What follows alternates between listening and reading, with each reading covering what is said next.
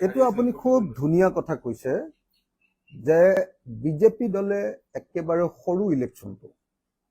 আনকি সমবায় সমিতিৰ নিৰ্বাচনটো হলেও সেইটোৰ যুদ্ধৰ নিচিনাকে খেলে আৰু কংগ্ৰেছ দল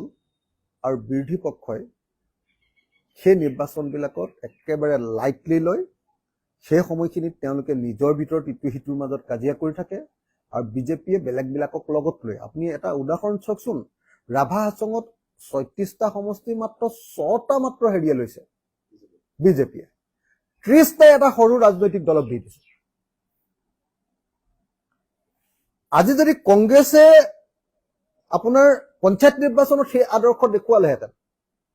তেতিয়া সেই আমি অসমত এটা সাংঘাতিক ধৰণৰ পৰিৱৰ্তন দেখিলোহেঁতেন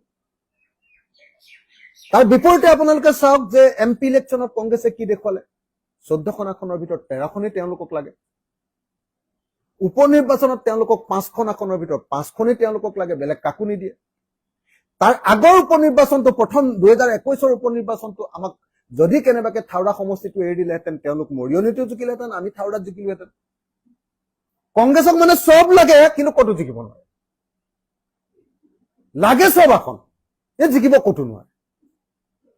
বেলেগক কাকো স্পেচ নিদিয়ে মানে কাকো উঠি আহিবলৈ আৰু স্পেচ নিদিয়ে আৰু খালি অকল চব তেওঁলোকে খেলিব আৰু আমি খালি তেওঁলোকে খেলা খেলটোত আমি খালি অকল সহায় কৰি দিব লাগে আমাক কোনো আসন নিদিয়ে আমাক কোনো স্পেচ নিদিয়ে